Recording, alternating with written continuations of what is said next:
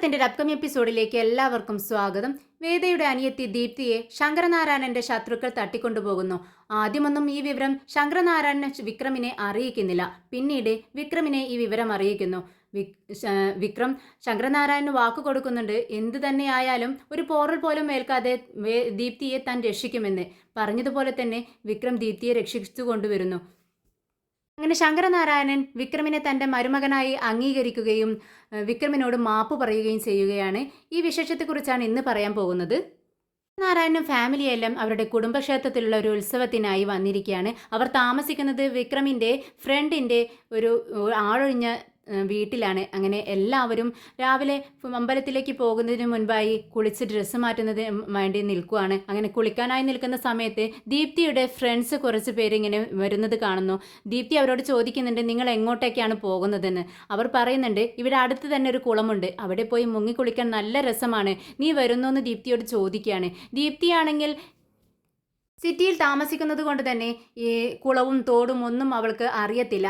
അങ്ങനെ അമ്മയോടും അച്ഛനോടും അനുവാദം ചോദിക്കുകയാണ്, ഞാൻ പോയിട്ട് വരട്ടെ, ഇവരെല്ലാവരും ഉണ്ടല്ലോ, പ്ലീസ് അച്ഛാ, എനിക്കും ഇതൊക്കെ കാണണമെന്നും കുളത്തിൽ കുളിക്കണമെന്നും ഒക്കെ എനിക്കും ആഗ്രഹമുണ്ട്, ഇവരെല്ലാവരും ഉണ്ടല്ലോ അച്ഛാ, ഞാൻ പോയിട്ട് വരട്ടെ എന്ന് നമ്മുടെ ശങ്കരനാരായണൻ്റെ അടുത്ത് ചോദിക്കുകയാണ്. ശങ്കരനാരായണൻ സമ്മതിക്കുന്നുണ്ട്. പെട്ടെന്ന് ഇങ്ങോട്ടേക്ക് വരണമെന്നും പറയുവാണ്. അങ്ങനെ നമ്മുടെ പത്മവും വേദയും എല്ലാവരും ഡ്രസ്സ് മാറ്റി കഴിഞ്ഞിരിക്കുന്നു. എന്നിട്ടും ദീപ്തിയെയും ഫ്രണ്ട്സിനെയും കുളി കഴിഞ്ഞ് കാണുന്നില്ല. പത്മൻ ചോദിക്കുന്നുണ്ട്, ദീപ്തി ഇത്രയും നേരമായി വന്നില്ലല്ലോ, ഇവിടെ അടുത്ത് തന്നെയല്ലേ അവർ കുളിക്കാൻ വേണ്ടി പോയി കുളം, ഇത്രയും നേരമൊന്നും ആവത്തില്ലല്ലോ വരാൻ, ഇത്രയും നേരമായിട്ട് എന്താ കാണാത്തതെന്ന് വേദിയോട് ചോദിക്കുന്നുണ്ട്. ഇപ്പോൾ വരുമായിരിക്കും എന്ന് പറയുവാണ്.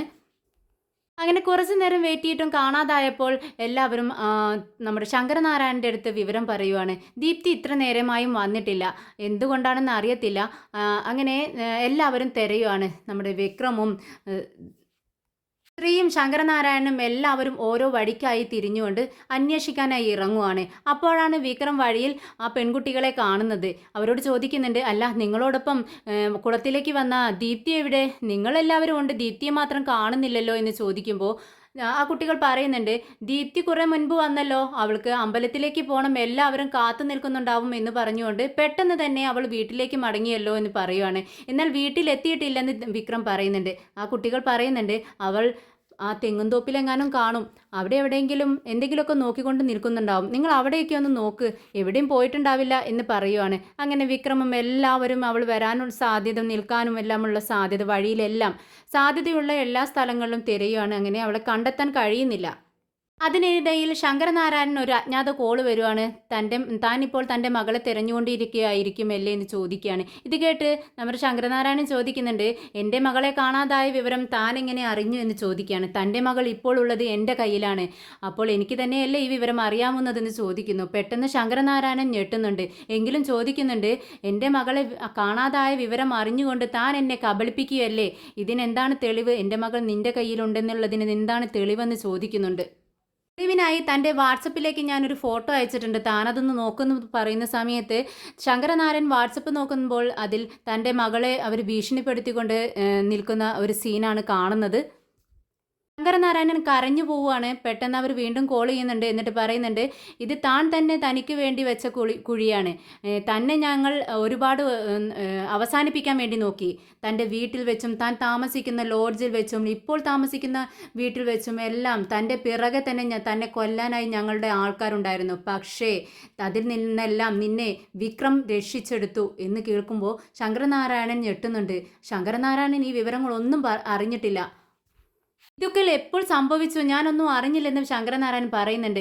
അപ്പുറത്തു നിന്നും അജ്ഞാതൻ പറയുന്നുണ്ട്, തൻ്റെ മരുമകനോട് അന്വേഷിച്ച് നോക്ക്, അവനക്കറിയാം എല്ലാ വിവരങ്ങളും, അവൻ ഒന്നും അറിയാത്തതുപോലെ അഭിനയിക്കുകയാണ്, താനിപ്പോൾ ജീവനോടെ ഇരിക്കാൻ കാരണം തന്നെ അവനാണ്, അതുകൊണ്ട് അവൻ തന്നോടൊപ്പം ഉള്ള കാലം തന്നെ കൊല്ലാനായിട്ട് ഞങ്ങൾക്ക് പറ്റില്ലെന്ന് മനസ്സിലായി, അതുകൊണ്ടാണ് അവൻ തന്നെ ശ്രദ്ധിച്ചുകൊണ്ടിരിക്കുന്ന സമയം ഞാൻ തൻ്റെ മകളെ ഇങ്ങ് പൊക്കിക്കൊണ്ട് പോകുന്നത്, അവളെ ആയാലും മതി, അവളെ പൊക്കിയാൽ താൻ ഞങ്ങളുടെ വരുതിക്ക് വരുമെന്ന് ഞങ്ങൾക്കറിയാം എന്ന് പറയുവാണ്. മകളെ ഒന്നും ചെയ്യരുതെന്ന് പറഞ്ഞ് ശങ്കരനാരായണൻ കെഞ്ചുന്നുണ്ട്. പെട്ടെന്ന് കോള് കട്ട് ചെയ്യുവാണ്. അങ്ങനെ വിക്രമും വർഷയും പത്മവും വേദയും എല്ലാവരും തിരയാൻ പോയിരിക്കുകയായിരുന്നു ദീപ്തിയെ. എല്ലാവരും ഓടി വരുന്നുണ്ട്. എവിടെ നമ്മുടെ മോളെ കാണുന്നില്ലെന്ന് പറയുകയാണ് പത്മം. ഇനി എന്ത് ചെയ്യുമെന്ന് ചോദിക്കുന്നുണ്ട്. പോലീസിൽ അറിയിച്ചാലോ എന്ന് പത്മം അഭിപ്രായം പറയുന്നുണ്ട്. അല്ലാതെ ഒരു വഴിയുമില്ല എന്ന് പറയുമ്പോൾ ശങ്കരനാരായണൻ ദേഷ്യപ്പെടുന്നുണ്ട്. പോലീസിൽ അറിയിക്കാനോ? ഏയ്, പോലീസിലൊന്നും അറിയിക്കണ്ട, അവൾ അവളുടെ ഫ്രണ്ടിൻ്റെ വീട്ടിലേക്ക് പോയിരിക്കുകയാണെന്ന് പറയുന്നുണ്ട്. ഇത് കേട്ട് പത്മം പറയുന്നുണ്ട്, അവളുടെ ഫ്രണ്ടിൻ്റെ വീടോ? ഫ്രണ്ട്സിനെയല്ലേ ഇപ്പോൾ നമ്മളിവിടെ കണ്ടത്, വേറൊരു ഇത് ഫ്രണ്ട്സ് അവൾക്കുള്ളത്? എനിക്കറിയാത്തൊരു ഫ്രണ്ടോ എന്ന് ചോദിക്കുന്നുണ്ട്. നിനക്കറിയാത്ത ഫ്രണ്ട് എത്രയുണ്ടാവും അവൾക്ക്? എല്ലാം നീ അറിഞ്ഞോളണമെന്നുണ്ടോ? ദേ, ഇപ്പോൾ എന്നോട് സംസാരിച്ച് വെച്ചത് ആ കുട്ടിയാണ്. അപ്പോൾ പത്മം പറയുന്നുണ്ട്, എന്നാൽ നിങ്ങൾ അവളുടെ ഫോണിലേക്ക് പെട്ടെന്ന് ഒന്നുകൂടെ വിളിക്കുമെന്ന് പറയുമ്പോൾ ശങ്കരനാരായണൻ പറയുന്നുണ്ട്, അവളുടെ ഫോണിൽ ചാർജ് തീർന്നിരിക്കുന്നു. ശങ്കരനാരായണൻ്റെ സംസാരങ്ങളെല്ലാം കേട്ട് നമ്മുടെ വിക്രമിന് ഡൗട്ട് അടിക്കുകയാണ്. വിക്രമിന് നല്ല സംശയമുണ്ട്. ശങ്കരനാരായണൻ്റെ പെരുമാറ്റത്തിലും നോട്ടത്തിലും എല്ലാം എന്തോ പന്തികേടുണ്ടെന്ന് വിക്രമിന് തോന്നുന്നുണ്ട്. അങ്ങനെ എല്ലാവരും ശങ്കരനാരായണനെ സമാധാനിപ്പിച്ച് അകത്തേക്ക് അയക്കുന്നുണ്ട്. വിക്രം ശങ്കരനാരായണൻ ചോദിക്കുന്നുണ്ട്, എന്താ സാർ പ്രശ്നം? എന്തെങ്കിലും പ്രശ്നമുണ്ടോ? എന്നോട് പറയാൻ പറ്റുന്നതാണെങ്കിൽ എന്നോട് പറയാം, ഞാൻ സാറിനോടൊപ്പം ഉണ്ടാവുമെന്ന് വാക്ക് കൊടുക്കുവാണ്. എന്നാൽ ശങ്കരനാരായണൻ ദേഷ്യപ്പെടുവാണ് വിക്രമിനോട്. എന്ത്, നിന്നോട് പ്രത്യേകിച്ച് പറയണോ? ഒരു പ്രശ്നവുമില്ല, അവൾ അവളുടെ ഫ്രണ്ടിൻ്റെ വീട്ടിലേക്ക് പോയിരിക്കുകയാണ്. കുറച്ച് കഴിയുമ്പോഴേക്കും അവളിങ്ങോട്ടേക്ക് വന്നോളും. നീ പോ, എനിക്ക് കുറച്ച് തനിച്ചിരിക്കണമെന്ന് പറയുന്നുണ്ട്. അങ്ങനെ വിക്രം അവിടെ നിന്നും പോകുന്നുണ്ട്. പിന്നീട് അങ്ങോട്ടൊക്കെ നമ്മുടെ വിക്രം ശങ്കരനാരായണനെ തന്നെ വാച്ച് ചെയ്തുകൊണ്ടിരിക്കുകയാണ്. ശങ്കരനാരായണന് മനസ്സിലാവുകയാണ്, തൻ്റെ മകളെ രക്ഷിക്കാൻ താൻ വിചാരിച്ചാൽ നടക്കത്തില്ല. പോലീസിൽ അറിയിച്ചേ പറ്റൂ, നിയമപരമായി തന്നെ നേരിടാമെന്ന് ചിന്തിച്ചുകൊണ്ട് പോലീസിൽ അറിയിക്കുന്നുണ്ട്. അങ്ങനെ പോലീസ് വന്നാൽ പെട്ടെന്ന് എല്ലാവരും എന്തിനാണ് പോലീസ് വന്നതെന്ന് ചോദിക്കത്തില്ലേ എന്നുള്ള സംശയം കൊണ്ട് ശങ്കരനാരായണൻ എല്ലാവരോടും കൂടി ഒരു കള്ളം പറയുവാണ്. പത്മത്തോട് ചെന്ന് പറയുന്നുണ്ട്, അതെ പത്മം, എൻ്റെ ഒരു പെൻഡ്രൈവ്, പ്രധാനപ്പെട്ട ഒരു പെൻഡ്രൈവാണ്, ഒരു കേസിൻ്റെ തെളിവാണ്. അത് പെട്ടെന്ന് കാണാതായി, എവിടെ പോയെന്നറിയില്ല. അതുകൊണ്ട് അത് അന്വേഷിക്കാനായി പോലീസിനെ ഞാൻ വിളിച്ചിട്ടുണ്ട്. നിങ്ങളെല്ലാവരും ഇവിടെ അകത്തിരുന്നാൽ മതി. പോലീസ് വന്നു കഴിഞ്ഞാൽ ആരും പുറത്തേക്ക് ഇറങ്ങണ്ട. ഞാൻ പറഞ്ഞോളാം, അവരോട് ഞാൻ സംസാരിച്ചോളാം എന്ന് പറയുവാണ്. അങ്ങനെ എല്ലാവരും അങ്ങനെ സമ്മതിക്കുന്നുണ്ട്. കുറച്ചു നേരം കഴിഞ്ഞതും പോലീസുകാർ വരുന്നുണ്ട്. വിക്രം ഇതെല്ലാം ഒരു മരത്തിന് പിറകിൽ നിന്നുകൊണ്ട് കാണുവാണ്. ശങ്കരനാരായണനെയും പോലീസിനെയും വാച്ച് ചെയ്യുന്നുണ്ട്. പോലീസ് എത്തിയതും ശങ്കരനാരായണനും തൻ്റെ കയ്യിലുള്ള ഫോട്ടോയും തനിക്ക് കിട്ടിയ വിവരങ്ങളും ഫോൺ നമ്പറും എല്ലാം പോലീസിന് കൈമാറുന്നുണ്ട്. പോലീസ് പോയതിനു ശേഷം ശങ്കരനാരായണൻ തളർന്നവിടെ ഇരുന്ന് കരയുന്നുണ്ട്. ഈ കരയുന്ന സീനാണ് വിക്രം കാണുന്നത്. പിന്നീട് വിക്രം അങ്ങ് ഉറപ്പിക്കുകയാണ്, ദീപ്തിക്ക് എന്തോ അപകടം പറ്റിയിട്ടുണ്ട്, അതുകൊണ്ടാണ് ശങ്കരനാരായണൻ ഇങ്ങനെ വിഷമിച്ചിരിക്കുന്നത്, അത് കണ്ടുപിടിച്ച് തീരൂ എന്നുള്ള ഉറച്ച തീരുമാനത്തോടു കൂടി ശങ്കരനാരായണൻ്റെ അടുത്തേക്ക് ചെല്ലുകയാണ് വിക്രം. എന്നിട്ട് ചോദിക്കുന്നുണ്ട്, സാർ പ്ലീസ് സാർ, എന്നോട് കാര്യം എന്താണെന്ന് പറയണം. പോലീസിന് ഞാനൊരു റൗഡിയാണ്, നിങ്ങളുടെ കുടുംബത്തിന് ചേരാത്ത ഒരാളാണ്, എല്ലാ കാര്യങ്ങളും ശരിയാ. പക്ഷേ സാർ, ഒരു പോലീസിന് കണ്ടുപിടിക്കാൻ പറ്റാത്ത കാര്യം ഒരു റൗഡിക്ക് ചിലപ്പോൾ കണ്ടുപിടിക്കാൻ പറ്റിയേക്കും. സാറിനത് അറിയാവുന്ന കാര്യമല്ലേ? എന്താണെങ്കിലും സാർ പറയാ. നമ്മുടെ ദീപ്തിമോൾക്ക് എന്താ സംഭവിച്ചത്? അവൾ എൻ്റെ ഒരു പെങ്ങളാണ്, അവൾ എൻ്റെ ഒരു പിറക്കാതെ പോയ എൻ്റെ ഒരു മോള്, എൻ്റെ ഒരു മോളുടെ സ്ഥാനത്ത് കൂടിയാണ് ഞാൻ അവളെ കാണുന്നത്. സാർ, എനിക്ക് അവളെ ഒരുപാട് ഇഷ്ടമാണ്. സാർ പറയണം, എന്താ പ്രശ്നം? അവൾക്ക് എന്ത് പറ്റി? സാർ എത്രയും പെട്ടെന്ന് പറഞ്ഞു കഴിഞ്ഞാൽ ചിലപ്പോൾ എനിക്ക് അവളെ എടുക്കാൻ പറ്റിയേക്കും എന്ന് പറയുന്ന സമയത്ത് ശങ്കരനാരായണന് തോന്നുവാണ്, ശരിയാ, വിക്രമിന് ചിലപ്പോൾ രക്ഷിക്കാൻ പറ്റിയിരിക്കും. പോലീസിനോട് പറഞ്ഞപ്പോൾ അവർക്ക് അത്ര ഇതിൽ ഒന്നും ചെയ്യാൻ പറ്റത്തില്ലെന്നതുപോലെയാണ് സംസാരിച്ചത്. എന്നാൽ വിക്രമിനോട് ഈ കാര്യം പറയാമെന്ന് തീരുമാനിച്ചുകൊണ്ട് ശങ്കരനാരായണൻ പെട്ടെന്ന് പൊട്ടിക്കരയുവാണ്. എന്നിട്ട് പറയുന്നുണ്ട്, വിക്രം, ദീപ്തി മോളെ കാണുന്നില്ല, അവളെ ആരോ തട്ടിക്കൊണ്ടുപോയി. ഇത് കേട്ടതും വിക്രം പറയുന്നുണ്ട്, എന്ത് തട്ടിക്കൊണ്ടുപോയെന്നോ? ആര് തട്ടിക്കൊണ്ടുപോയെന്ന്? എനിക്കറിയത്തില്ല വിക്രം, അവർ കോൾ ചെയ്തിട്ടുണ്ടായിരുന്നു, ഒരു ഫോട്ടോയും അയച്ചിട്ടുണ്ട്. എന്നാൽ ആ ഫോട്ടോ ഞാനൊന്ന് കാണട്ടെ സാർ, കാണിച്ചതാ എന്ന് പറയുമ്പോൾ അത് കാണാൻ കൊള്ളത്തില്ല വിക്രം എന്ന് പറയുന്നുണ്ട്. സാരമില്ല സാർ എൻ്റെ ഫോണിലേക്ക് അത് സെൻഡ് ചെയ്യ്, ഞാൻ നോക്കട്ടെ എന്ന് പറയുമ്പോൾ ശങ്കരനാരായണൻ ആ ഫോണിലേക്ക് സെൻഡ് ചെയ്ത് കൊടുക്കുകയാണ് ദീപ്തിയുടെ ഫോട്ടോ. അത് കണ്ടത് ഒരുപാട് വിഷമം തോന്നുകയാണ് വിക്രമിന്. അങ്ങനെ ശങ്കരനാരായണൻ ചോദിക്കുന്നുണ്ട്, വിക്രം, നിനക്ക് എൻ്റെ മോളെ രക്ഷിക്കാൻ പറ്റുമോ? വിക്രം പറയുന്നുണ്ട്, തീർച്ചയായും എനിക്ക് രക്ഷിക്കാൻ പറ്റും. എത്രയും പെട്ടെന്ന് ദീപ്തി മോളെ ഞാൻ കണ്ടെത്തിയിരിക്കും, സാറിൻ്റെ മുന്നിൽ കൊണ്ടുവന്ന് നിർത്തിയിരിക്കും, സാറ് സമാധാനത്തോടെ ഇരിക്കുക എന്ന് പറഞ്ഞുകൊണ്ട് അവിടെ നിന്നും പോകുന്നുണ്ട്. നേരെ പോകുന്നത് നമ്മുടെ രാജേട്ടൻ്റെയും അനിയൻകുട്ടൻ്റെയും ഒക്കെ അടുത്തേക്കാണ്. അവരോട് കാര്യം പറയുന്നുണ്ട്. അങ്ങനെ തൻ്റെ കയ്യിലുള്ള ഫോട്ടോയും എടുത്ത് കാണിച്ചു കൊടുക്കുകയാണ്. അവരോട് പറയുന്നുണ്ട്, ദേ എത്രയും പെട്ടെന്ന് ദീപ്തി മോൾക്ക് ഒരു പോറൽ പോലും ഏൽക്കാതെ നമുക്ക് രക്ഷിച്ചെടുക്കണം. സാറിനോട് ഞാൻ വാക്ക് പറഞ്ഞിട്ടാണ് വന്നിരിക്കുന്നത്. അവളെ ഞാൻ സാറിൻ്റെ മുന്നിൽ കൊണ്ടുവന്നിരിക്കുമെന്ന്. ഈ ഫോട്ടോയിൽ കാണുന്നതാണ് സ്ഥലം എന്ന് പറഞ്ഞ് കാണിച്ചു കൊടുക്കുകയാണ്. അങ്ങനെ എല്ലാവരും ഫോട്ടോ കാണുന്നുണ്ട്. പെട്ടെന്ന് രാജേട്ടന് ഒരു ഡൗട്ട്. വിക്രം, ഈ ഫോട്ടോ നീ ഒന്ന് സൂക്ഷിച്ചു നോക്ക്, അതിൻ്റെ ബാക്ക്ഗ്രൗണ്ടൊക്കെ ഒന്ന് ശ്രദ്ധിച്ചു നോക്ക് എന്ന് മനസ്സിൽ പറയുന്നുണ്ട്. ഇത് കേട്ടതും വിക്രം വീണ്ടും ഫോട്ടോയിലേക്ക് ശ്രദ്ധിച്ചു നോക്കുന്ന സമയത്ത് അതൊരു ഫാക്ടറിയാണെന്ന് മനസ്സിലാവുകയാണ്. വിക്രം, എന്തായാലും ഈ ഫാക്ടറിയാണെന്ന് മനസ്സിലായല്ലോ. അപ്പോൾ ഒഴിഞ്ഞ ഫാക്ടറിയിൽ എവിടെയാണ് മോളെ താമസിപ്പിച്ചിരിക്കുന്നത്? എന്തായാലും നമ്മൾക്ക് കുറച്ച് കണക്ഷൻസ് ഉണ്ട് ഇവിടെ. അവരോടെല്ലാം പറഞ്ഞു കഴിഞ്ഞാൽ ഈ ആൾതാമസമില്ലാത്ത ഫാക്ടറികളെല്ലാം സെർച്ച് ചെയ്യാൻ പറ്റും. അങ്ങനെ നമുക്ക് പെട്ടെന്ന് കണ്ടുപിടിക്കാമെന്ന് പറയുമ്പോൾ വിക്രമിന് ധൈര്യം വരുന്നുണ്ട്. വിക്രം, പെട്ടെന്ന് നിങ്ങൾ പോയിട്ട് വാ, ഞാനിവിടെ ഇരിക്കാം, എന്തെങ്കിലും ഉണ്ടെങ്കിൽ പറഞ്ഞാൽ മതി എന്ന് പറയുവാണ്. അങ്ങനെ രാജേട്ടനും കൂട്ടരും കൂടി അവിടെ നിന്നും ഇറങ്ങുന്നുണ്ട്. അങ്ങനെ പരിചയമുള്ള എല്ലാ റൗഡികളോടും അവർ പോലും വിക്രമിൻ്റെയൊക്കെ ഫ്രണ്ട്സ് എന്ന് പറയാം, അങ്ങനെയുള്ളവരോട് എല്ലാവരോടും പറയുവാണ്. അങ്ങനെ എല്ലാവരും തിരഞ്ഞു ഇറങ്ങുന്നുണ്ട്. പെട്ടെന്നാണ് ഫോട്ടോയിൽ കാണുന്ന സെയിം സ്ഥലം രാജേട്ടൻ കണ്ടുപിടിക്കുന്നു. പെട്ടെന്ന് വിക്രമിനെ വിളിച്ച് പറയുന്നുണ്ട്, വിക്രം പെട്ടെന്ന് ഇങ്ങോട്ടേക്ക് എത്തണം, ദേ ഫോട്ടോയിൽ കാണുന്ന സെയിം സ്ഥലത്താണ് ഞങ്ങൾ നിൽക്കുന്നത്, നിനക്ക് ഞങ്ങൾ ലൊക്കേഷൻ അയക്കാമെന്ന് പറഞ്ഞ് ലൊക്കേഷൻ അയച്ചു കൊടുക്കുന്നുണ്ട്. വിക്രം പെട്ടെന്ന് തന്നെ അവിടെ എത്തുന്നുണ്ട്. വിക്രം വിചാരിച്ചതുപോലെ തന്നെ അവിടെ തന്നെ നമ്മുടെ ദീപ്തി മോളെ കെട്ടിയിട്ടിരിക്കുകയായിരുന്നു. വിക്രം അവിടെ ചെല്ലുന്ന സമയത്ത് ദീപ്തി മോളുടെ വായിലെല്ലാം തുണികളെല്ലാം തിരുകി കൈകൾ പിറകോട്ട് കെട്ടിയിരിക്കുകയാണ്. ഒപ്പമുള്ള റൗഡികൾ അവളെ ഉപദ്രവിക്കാൻ നിൽക്കുമായിരുന്നു. അങ്ങനെ അവരെ എല്ലാം അടിച്ചൊതുക്കുകയാണ്. അടിച്ചൊതുക്കി ഒരുത്തനെ പിടിച്ച് വിക്രം ചോദിക്കുന്നുണ്ട്, ആരാടാ ഇത് ചെയ്തത്, നിൻ്റെയൊക്കെ പിറകിൽ ആരാടാ എന്ന് ചോദിക്കുമ്പോൾ അവൻ പറയുന്നുണ്ട്, അത് ശെൽവനാണ് ശങ്കരനാരായണനെ ഉപദ്രവിക്കാൻ നോക്കിയത്. അദ്ദേഹത്തെ പിടിച്ച് ഒന്നും ചെയ്യാൻ പറ്റില്ലെന്ന് മനസ്സിലായപ്പോൾ അദ്ദേഹത്തിൻ്റെ മകളെ ഞങ്ങളോട് തട്ടിക്കൊണ്ടുവരാൻ പറഞ്ഞു, അങ്ങനെയാണ് ഇവിടെ കൊണ്ടുവന്ന് കെട്ടിയിട്ടത് എന്ന് പറഞ്ഞ് സമ്മതിക്കുന്നുണ്ട്. അങ്ങനെ അവരെല്ലാം അവിടെ നിന്നും ഓടി രക്ഷപ്പെടുന്നുണ്ട്. കരഞ്ഞുകൊണ്ടിരിക്കുകയാണ്. വിക്രം പെട്ടെന്ന് ചെന്ന് അവളുടെ കൈകൾ കെട്ടിയതെല്ലാം അഴിച്ചു കൊടുക്കുന്നുണ്ട്. വായിലെ തിരികിയ തുണികളെല്ലാം എടുക്കുകയാണ്. പെട്ടെന്ന് വാവിട്ട് കരയുകയാണ് ദീപ്തി. അങ്ങനെ നമ്മുടെ വിക്രം അവളെ തൻ്റെ നെഞ്ചോട് ചേർത്ത് പിടിച്ച് ആശ്വസിപ്പിക്കുന്നുണ്ട്. മോളെ ഇനി കരയല്ലേ മോളെ, നീ എന്തിനാ ഇങ്ങനെ കരയുന്നത്? ദേ ചേട്ടൻ വന്നില്ലേ, നിന്നെ രക്ഷിച്ചില്ലേ, ഇനി നിനക്കൊന്നും സംഭവിക്കില്ല, നിന്നെ വിശ്വസിച്ചിരുന്നോ, ചേട്ടൻ്റെ കയ്യിൽ നിന്നും നിന്നെ ആരും ഒന്നും ചെയ്യത്തില്ല എന്ന് പറഞ്ഞ് അവളെ സമാധാനിപ്പിച്ചുകൊണ്ടിരിക്കുകയാണ്. എന്നിട്ട് പറയുന്നുണ്ട്, ദേ വീട്ടിൽ നിന്നെ ആര് തട്ടിക്കൊണ്ടു പോയതാണെന്നോ കാണാതായതാണെന്നോ ആർക്കും അറിയത്തില്ല. അവരോട് അച്ഛൻ പറഞ്ഞിരിക്കുന്നത് നീ ഒരു ഫ്രണ്ടിൻ്റെ വീട്ടിൽ പോയിരിക്കുകയാണെന്ന്.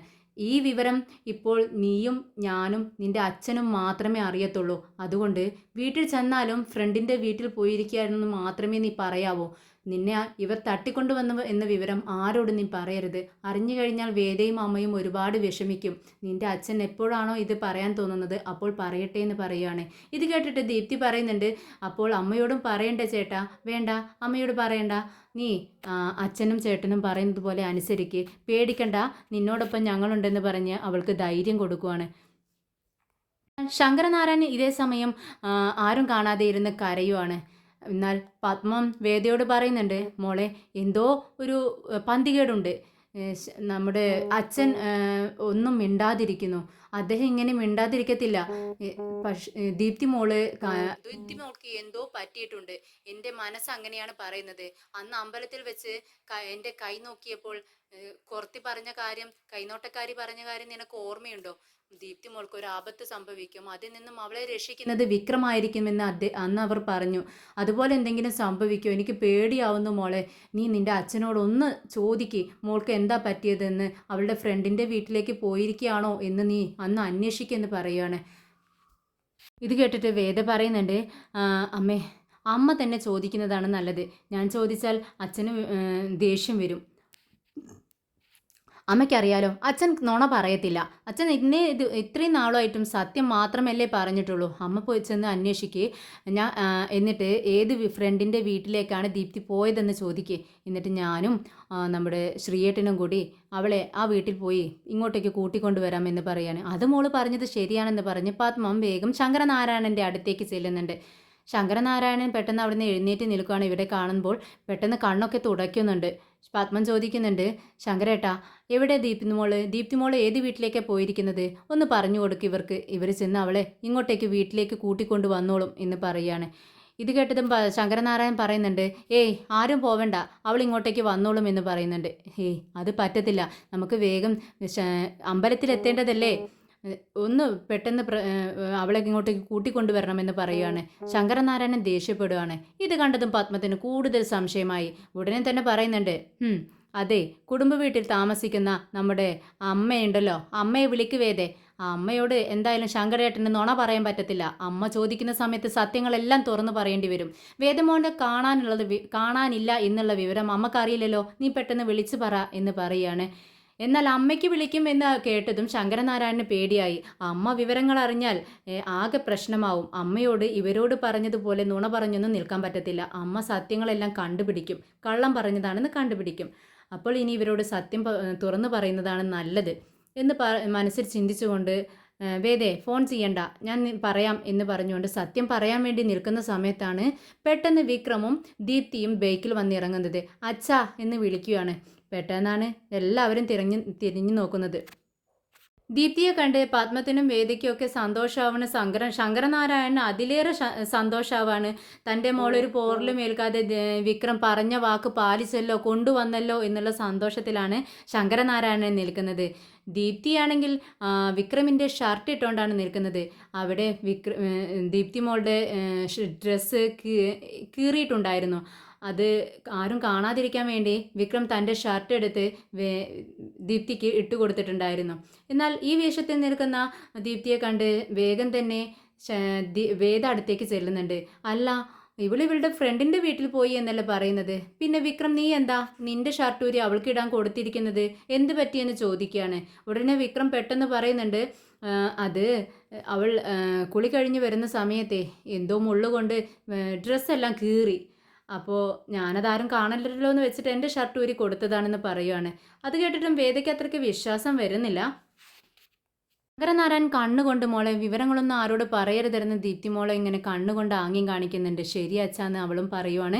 അങ്ങനെ എല്ലാവരും ദീപ്തിയെ കൊണ്ട് അകത്തേക്ക് കയറി പോകുന്നുണ്ട്. ശങ്കരനാരായൺ പറയുന്നുണ്ട്, പെട്ടെന്ന് എല്ലാവരും ഡ്രസ്സ് മാറ്റിയിട്ട് വാ, നമുക്ക് പെട്ടെന്ന് അമ്പലത്തിലേക്ക് പോവാം, അവിടെ ചടങ്ങുകളെല്ലാം ആരംഭിച്ചിട്ടുണ്ടാവും, നേരം ഒരുപാട് വൈകി എന്ന് പറയുവാണ്.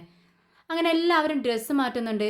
നമ്മുടെ ദീപ്തി ഒഴിഞ്ഞ് ഒരു സ്ഥലത്ത് പോയി നിൽക്കുകയാണ്. അങ്ങോട്ടേക്ക് നമ്മുടെ വിക്രം വരുന്നുണ്ട്. എന്താ മോളെ ഇങ്ങനെ ഒഴിഞ്ഞു മാറി നിൽക്കുന്നത്? എല്ലാവർക്കും സംശയം തോന്നില്ലേ? നീ നല്ല കുട്ടിയായി ഇരിക്കുക, നല്ല ഉത്സാഹത്തോടെ നടക്കുക എന്ന് പറയാണ്. എനിക്ക് പറ്റുന്നില്ല ചേട്ടാ എന്ന് പറയുമ്പോൾ, നീ എന്നെ വിശ്വസിക്കുക, ഞാൻ നിൻ്റെ സ്വന്തം ചേട്ടനാണെന്ന് വിശ്വസിക്കുക. എനിക്ക് നീ എൻ്റെ ഒരു സ്വന്തം അനിയത്തിയും എൻ്റെ പൊന്നു മോളെ പോലെയൊക്കെയാണ് എനിക്ക്. അതുകൊണ്ട് ഞാൻ നിന്നോടൊപ്പമുണ്ട്. നിൻ്റെ അച്ഛനെയും എല്ലാവരും നീ ആലോചിക്കണം. അതുകൊണ്ട് ഇപ്പോഴാരോടൊന്നും പറയണ്ട, നീ ചെല്ല്, അമ്പലത്തിലേക്ക് പോണ്ടേന്ന് പറയാണ്. അപ്പോഴാണ് തൊട്ടപ്പുറത്ത് ശങ്കരനാരായണൻ വിഷമത്തോടെ നിൽക്കുന്നത് കണ്ടത്. പെട്ടെന്ന് ശങ്കരനാരായണൻ്റെ അടുത്തേക്ക് ചെല്ലുകയാണ് വിക്രം. എന്താ സാർ ഇത്? മോള് വന്നില്ലേ, പിന്നെ എന്തിനാ ഇങ്ങനെ വിഷമിച്ചിരിക്കുന്നതെന്ന് പറയുമ്പോൾ പെട്ടെന്ന് കണ്ണിൽ നിന്നും ശങ്കരനാരായണൻ്റെ കണ്ണിൽ നിന്നും ഇങ്ങനെ തുരുതുരാ കണ്ണുനീര് വരുന്നുണ്ട്. കൈകൂപ്പിക്കൊണ്ട് വിക്രമിനോട് പറയുന്നുണ്ട്, വിക്രം ഞാൻ നിന്നെ ഒരുപാട് തെറ്റിദ്ധരിച്ചിട്ടുണ്ട്, നീ എന്നോട് പൊറുക്കണം, എൻ്റെ മോളെ നീ രക്ഷിച്ചു, ഇതിന് എനിക്ക് ഒരുപാട് നന്ദിയുണ്ട് നിന്നോട്. ഞാൻ നിൻ്റെ ഒരുപാട് വഴക്ക് പറഞ്ഞിട്ടുണ്ട്, ഉപദ്രവിച്ചിട്ടുണ്ട്, നീ അതെല്ലാം മറക്കണമെന്ന് പറയുകയാണ്. പെട്ടെന്ന് വിക്രം പറയുന്നുണ്ട്, എന്താ സാർ ഇത്? സാർ എത്ര ഉയരത്തിലുള്ള ആളാണെന്നറിയോ? എൻ്റെ മനസ്സിൽ സാറിനുള്ള സ്ഥാനം എന്താണെന്ന് അറിയത്തില്ല. പെട്ടെന്ന് അതെല്ലാം ഗോപുരം തകർന്നു വീഴുന്നത് പോലെ തകർന്നു വീഴാൻ പാടില്ല. സാർ എപ്പോഴും തല ഉയർത്തിപ്പിടിച്ച് തന്നെ നിൽക്കണം, ഇങ്ങനെയൊന്നും താഴ്ന്നു വരാൻ പാടില്ല സാർ എന്ന് പറയാണ്. പെട്ടെന്നാണ് വേദ അങ്ങോട്ടേക്ക് വരുന്നത്. ഇവരുടെ സംസാരം കേൾക്കുന്നില്ല. വേദ വരുന്നത് കണ്ട് വിക്രം പറയുന്നുണ്ട്, സാറിൻ്റെ മോള് വരുന്നു എന്ന് പറയുമ്പോൾ പെട്ടെന്ന് ശങ്കരനാരായൺ തൻ്റെ കണ്ണുകൾ തുടയ്ക്കുന്നുണ്ട്. വേദ വന്നിട്ട് ചോദിക്കുന്നുണ്ട്, അല്ല നിങ്ങൾ രണ്ടുപേരും എന്താ ഇവിടെ ഒരു സംസാരം? നിങ്ങൾ കാണുന്ന സമയത്തൊക്കെ കിരിനി പാമ്പിനെ പോലെ എപ്പോഴും കടിയും പിടിയായിരിക്കും, തല്ലായിരിക്കും, പിന്നെ ഇപ്പോഴെന്താ ഒരു സൗഹൃദ സംഭാഷണം എന്ന് ചോദിക്കുക. അപ്പോൾ വിക്രം പറയുന്നുണ്ട്, അതെ ഞങ്ങളിപ്പോൾ അമ്മായിയപ്പനും മരുമോനുമാണ്, ഞങ്ങൾക്ക് എന്തെല്ലാം കാര്യങ്ങൾ പറയാനുണ്ടാവും അതെല്ലാം നിന്നോട് പറയാൻ പറ്റുമോ? സാർ പോവാനുള്ള സമയമായില്ലേ, സാറ് പെട്ടെന്ന് ഡ്രസ്സ് മാറ്റിയിട്ട് വാ, നമുക്ക് അമ്പലത്തിലേക്ക് പോവാമെന്ന് പറഞ്ഞ് പെട്ടെന്ന് വിക്രം ശങ്കരനാരായണനെ അങ്ങോട്ടേക്ക് പറഞ്ഞയക്കുവാണ്.